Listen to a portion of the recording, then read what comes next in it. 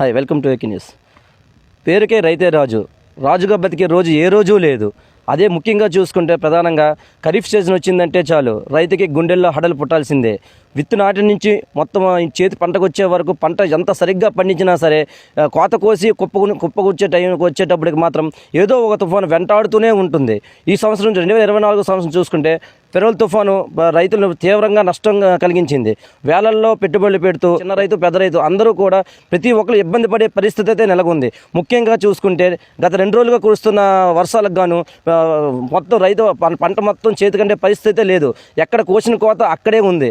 ఏ ఒక్కటి దెబ్బలు కుప్పలు పెట్టే పరిస్థితి లేదు. ముఖ్యంగా చూసుకుంటే వరి విత్తనాలు వరి చేను ముఖ్యంగా కోతకు వచ్చి ఇది చూడండి మొత్తం తడిసిపోయి ముద్దయి పరిస్థితి అయితే నెలకొంది. ముఖ్యంగా ఒక్క గింజ కూడా చేతికి వచ్చే పరిస్థితి అయితే లేదు. కోసినట్లుగానే పొలాలంటే ఆరు బయట ముఖ్యంగా చూసిన మనతో పాటు కొంతమంది రైతులు అయితే ఉన్నారు. తుఫాన్లు వచ్చేటప్పుడు అధికారులను ఏమైనా హెచ్చరికలు ఏమైనా జారీ చేశారా లేదా, వాళ్ళు ఏ విధంగా నష్టపోయారు లేదా మరిన్ని విషయాలు అడిగి తెలుసుకుందాం రండి. అయ్యా చెప్పండి, ముఖ్యంగా వరిసేను కోతకు వచ్చిన టైంలో మొత్తం దెబ్బలు పెట్టకుండా అయితే ఉన్నారు. ముఖ్యంగా దీనివల్ల మీకు ఎటువంటి నష్టం వాటిల్లింది? ఇప్పుడు ప్రభుత్వం మనకి ముందు హెచ్చరిక చెప్పలేదు కనుక మేము వాతావరణం శుభ్రంగా ఉందని కోసినాం. దెబ్బ ఎకరాకి 20,000, 30,000, 40,000 పెట్టుబడులు పెట్టినాం. మన పంటకి చేతిలో ఇదిగో వరిసేని ఇలాగ పొలాలంటే పడి ఉంది. దెబ్బలు పెట్టలేదు. ఎక్కడికక్కడ పొలాలు తుఫాను వస్తుందని హెచ్చరిక ముందు చెప్పలేదు ప్రభుత్వం మాకు. చెప్తే అయితే ముందుకుండా దీనికి ఎంత ఖర్చు అయ్యి ఉంటుంది, ఇది మీకు మొత్తం రాబడి ఏమైనా వచ్చే అవకాశం ఉందా దీని ద్వారా? దీనికి రాబడి అంటే మరి తిండికి కూడా పనికిరావేమో అలాగుంది వ్యవసాయం పడిపోయి. మరి ఎంత వస్తుంది ఎకరాకి? ఇంచుమించు 40,000, 50,000 ఖర్చు అవుద్ది. కానీ మరి పంట ఇది తినడానికి పనికి వస్తుందో ప్రభుత్వం కొందో తెలియదు. ప్రత్యేకించి ఏంటంటే గింజ కూడా చేతికొచ్చే పరిస్థితి లేదు. రైతులకైతే ఇది నూర్చుకోవడానికి అవకాశం కూడా కనిపించట్లేదని చెప్తున్నారు. అయితే చెప్పండి అయ్యా, దీనికి గవర్నమెంట్ నుంచి ఏమైనా ఆశిస్తున్నారా? గవర్నమెంట్ ఏ విధంగా ఆదుకోవాలని కోరుకుంటున్నారు? ఆదుకుంటే బాగుంటుందో గవర్నమెంటే చెప్పాలి. ఒక రేట్ అనేది దీనికి ప్రకటించి ప్రతి ధాన్యాన్ని కూడా కొనేలాగా గవర్నమెంట్ చర్యలు తీసుకోవాలని మేము. అయితే ముందు కూడా చెప్పండి, ఈ గింజలు ఎక్కడ ఇంతకుముందు ఎలా అమ్మేవాళ్ళు, ఎంత రేటు గిట్టుబాటు అయ్యేది?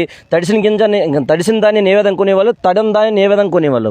అప్పుడు ఇది ఒక రేటు, ఈ టైం వచ్చే సీజన్కి ఇప్పుడు రైతుకి లాసేనండి. ఎవరు ఇది తడిసిపోయే లేకపోతే తడి ఉందని ఆ రేటు గిట్టుబాటు రేట్ అనేది గవర్నమెంట్ ఇంతవరకు ప్రకటించలేదు. ఇప్పుడు ఈ రైతులు దళారులు వచ్చి ఎలాగా తీసుకుంటాం అంటే అలాగే ఇవ్వాలి తప్ప ఒక రేట్ అనేది లేదు. అయితే ముఖ్యంగా ఎకరాకి ఎంత ఖర్చు అవుతుంది దీనికి? ఈ ఖర్చులోన మీకు దీనిలో రూపాయి వచ్చే అవకాశం ఏమైనా ఉందా లేదా? ఉందంటే ఇలా ఉంటే ఇంకేం కొంటారండి? అసలు ఏమి ఉండదు. 50,000, 1,00,000 లాస్ ఎకరాకి.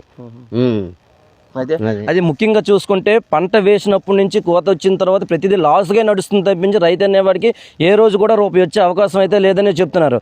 బ్రదర్ చెప్పండి, ఇప్పుడు ప్రత్యేకించి మీరు చిన్న వయసులో వ్యవసాయాన్ని అయితే చేస్తున్నారు. అయితే మీరు మీ అనుభవం బట్టి ఎకరాకి ఎంత ఖర్చు అవుతుంది? నెక్స్ట్ ప్రతి సంవత్సరం ఈ విధంగా తుఫాన్లు ఏదో ఒకటి వస్తున్నాయి అన్నమాట.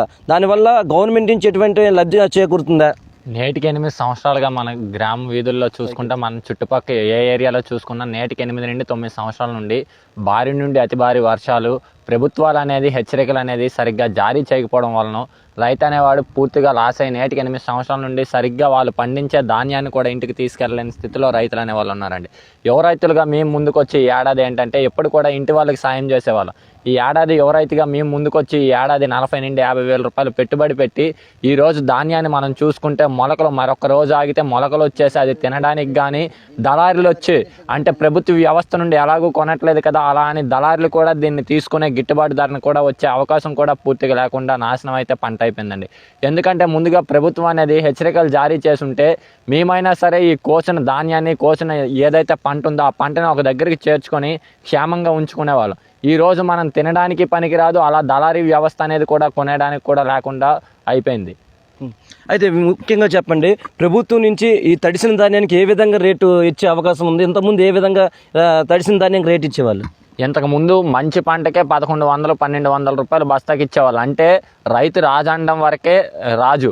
కానీ ఈ రోజు వరకు రైతు అనేవాడు 82 కిలోలు, 83 కిలోలు తూచేసి ఓ బస్తా పట్టుకుపోతే అది బయట మనం 25 కేజీల రైస్ బ్యాగ్ కొంటే 1800 1700 తీసుకున్నాడు. కానీ మన దగ్గర 80 కేజీల రైస్ అంటే ధాన్యాన్ని కొనేటప్పుడు 1200 1100కి అది నాణ్యమైన రకం ధాన్యం తీసుకునేటప్పుడు. అలాంటిది ఈరోజు మనం చూసుకుంటే పూర్తిగా మొలకలు వచ్చే స్థితిలో ఉంది. అంటే ఇది మీకు ఏంటంటే చెప్పాలనుకుంటే 500 600 కూడా వస్తుందా రాదా, మేము పెట్టే పెట్టుబడులు కూడా వస్తాయా రాదని కూడా చెప్పలేని స్థితిలో ఉన్నామండి. ముఖ్యంగా ఇప్పుడు ఈ తుఫాన్లు భారీగా వెంటాడుతున్నాయి. దీన్ని ప్రత్యేకించి అధికారులకి మీరు ఏం కోరుకోండి అధికారుల నుంచి మీరు దీన్ని? అధికారుల నుండి అయితే ముందుగా మాకు ఈ పంట నష్టానికి వాటిల్లింది కనుక పంట నష్ట పరిహారం ఇస్తూ, అలాగే ఈ ధాన్యాన్ని అతి త్వరగా అంటే రైతుల దగ్గర నుండి క్షేమంగా మా దగ్గర ఉండే ధాన్యాన్ని మొలకలు వచ్చినా సరే, నష్టం అంటే తడిచినా సరే, దీన్ని ముద్ద ఉండే చేనుని కొంతగా తీసుకొని రైతుల దగ్గర నుండి వాళ్ళ దళారీ వ్యవస్థ లేకుండా ప్రభుత్వమే డైరెక్ట్గా కొనే విధంగా మేము కోరుకుంటున్నామండి. ఎందుకంటే ప్రభుత్వం డైరెక్ట్గా కొంటే కొంత నష్టం అనేది వాళ్ళ ప్రభుత్వానికి తెలుస్తుంది, ఆ కష్టం కూడా ప్రభుత్వానికి తెలుస్తుందని కూడా మేము ఆశిస్తున్నామండి. అయితే చెప్పండి, ప్రధానంగా అధికారులు ఏదైతే హెచ్చరికలు జారీ చేస్తున్నారో అది ఇన్ టైంలో జారీ చేసే విధంగా అనుకున్నట్టు తుఫాన్లు జరుగుతున్నాయా, లేదంటే అధికారులు ఏమైనా తప్పుగా వ్యవహరించి చేస్తున్నారు? ఈ పంట నష్టానికి మెయిన్ కారణం ఏమనుకుంటున్నారు? వాతావరణ శాఖ అనేది పూర్తిగా భ్రష్టు పట్టిపోయిందండి ఈరోజు చూసుకుంటే. ఎందుకంటే ముందుగుండి కూడా మనకు 27 అన్నారు, 26 అన్నారు, తుఫాన్ ప్రభావం 27 26 అన్నారు, తర్వాత 29 30 29 నుండి 2వ తారీఖు వరకు అని చెప్పారండి. అంటే ఇప్పుడు 29 నుండి 2వ తారీఖు వరకు అంటే రైతు అనేవాడు 21వ తేదీని సపోజ్ కోస్తే దాన్ని 4 రోజులు అనుకుంటే 4 రోజుల సమయం అంటే 4 రోజుల వ్యవధిలో 25వ తేదీ 26వ తేదీని ధాన్యాన్ని ఒక దగ్గరికి చేర్చుకొని కుప్పగా చేర్చుకుంటాడు. అంటే 5 రోజుల సమయం ఉంది. అంటే తుఫాను వాళ్ళు హెచ్చరికలు జారీ చేసింది 29 నుండి కనుక ఇంకా 5 రోజుల సమయం ఉంది ముందుగుండా రైతు ఒక దగ్గరికి చేర్చుకుంటాడు. కానీ 27 అన్నారు, 26 అన్నారు, ఏది కూడా ఇప్పుడు లాస్ట్కి వచ్చేసి 29 అన్నారు. కానీ ఇప్పుడు ప్రభావం అనేది ఎప్పటికి కూడా పర్ఫెక్ట్గా చెప్పలేక ప్రభుత్వం అనేది వాతావరణ శాఖ వాళ్ళు కూడా హెచ్చరికలు జారీ చేయడంలో పూర్తిగా విఫలమైపోయారని కూడా చెప్పుకోవాల్సిన స్థితిలో ఉన్నామండి మనం. అయితే ముఖ్యంగా చూసుకుంటే ఏదైతే తుఫాన్ హెచ్చరికలు ఉన్నాయో అది సక్రమంగా రైతులకి తెలిసే విధంగా చేయకపోవడం వల్ల అధికారుల లోపంగా చెప్పుకోవచ్చు. అంతేకాకుండా ఏదైతే వర్షం తుఫాన్ వచ్చిందో తడిసిన ధాన్యాన్ని పెద్ద మొత్తంలో మంచి అధిక రేటుకి ఇచ్చి కొనుగోలు చేసి వాళ్ళకి నష్టం ఏదైతే ఉందో ఆ నష్టాన్ని పూడ్చే విధంగా అధికారులు వ్యవహరించాలని రైతులు కోరుకుంటున్నారు. ఇది ఇక్కడ పరిస్థితి.